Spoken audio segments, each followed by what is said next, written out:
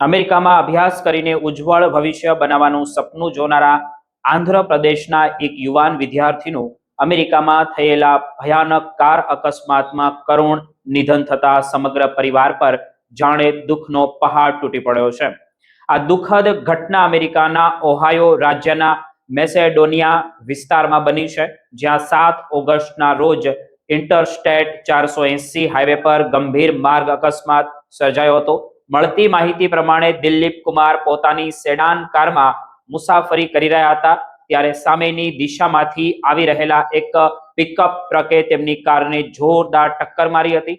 ટક્કર એટલી ભયાનક હતી કે ઘટના સ્થળે પહોંચેલી પોલીસે દિલીપ કુમારને મૃત હાલતમાં જોયા હતા.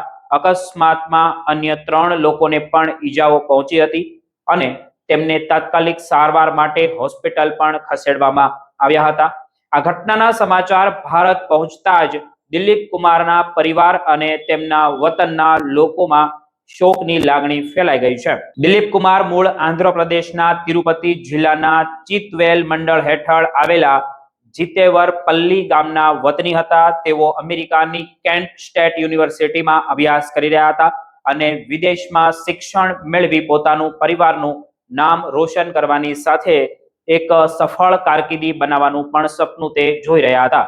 પરંતુ પરિવાર અને દિલીપના આ સપનાઓને આ અકસ્માતે અચાનક જ બધું જ તોડી નાખ્યું છે. દિલીપના પિતા શ્રી હરિ ખેડૂત છે અને પરિવાર સામાન્ય આર્થિક પરિસ્થિતિમાંથી આવે છે. પોતાના પુત્રને અમેરિકામાં અભ્યાસ કરાવવા માટે માતા પિતાએ ભારે મહેનત કરી હતી અને અનેક આર્થિક તથા વ્યક્તિગત ત્યાગ કર્યા હતા.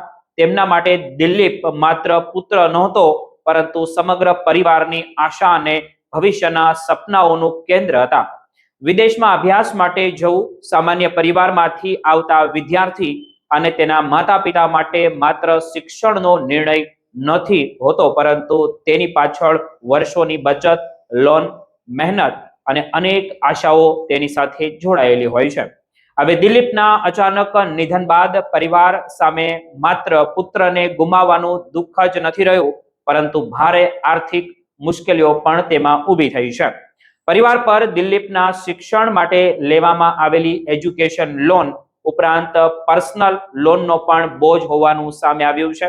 આવી સ્થિતિમાં પરિવારને મદદરૂપ થવા માટે નોર્થ અમેરિકન તેલુગુ સોસાયટી એટલે કે NATS દ્વારા ફંડ કેમ્પેન ચાલુ કરવામાં આવ્યું છે. આ અભિયાનનો લક્ષ્યાંક $1 લાખ અમેરિકન ડોલર એટલે કે $1 લાખ એકત્ર કરવાનો રાખવામાં આવ્યો છે, જેથી દુઃખની આ ઘડીમાં પરિવારને આર્થિક સહારો મળી શકે અને તેમના પર આવેલા લોનના બોજને હળવો કરવામાં પણ મદદ મળે.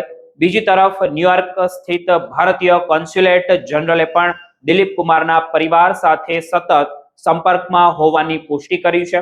કોન્સ્યુલેટે પરિવારને જરૂરી સહાય પૂરી પાડવામાં આવી રહી હોવાનું પણ જણાવાઈ રહ્યું છે.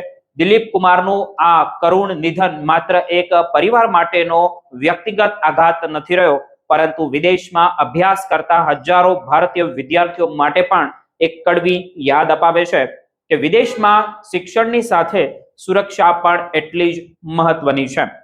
જે માતા પિતાએ પોતાના પુત્રને સારા ભવિષ્ય માટે હજારો કિલોમીટર દૂર મોકલ્યો હતો, તેમના માટે હવે એ પુત્ર મૃતદેહ ભારત પરત આવવાની રાહ જોવી પડશે. દિલીપના પરિવારની આ કરુણ કહાની આપણને એ પણ યાદ અપાવે છે કે વિદેશમાં જતા દરેક વિદ્યાર્થીની પાછળ માત્ર એક વ્યક્તિ જ નહીં, પરંતુ આખા પરિવારનું સ્વપ્ન, મહેનત અને બલિદાન જોડાયેલું હોય છે. આજે દિલીપ કુમાર તેમના પરિવાર વચ્ચે નથી, પરંતુ તેમના માતા પિતાએ તેમના માટે જોયેલા સપનાઓ અને કરેલા ત્યાગને ક્યારેય ભૂલી શકાય તેમ નથી.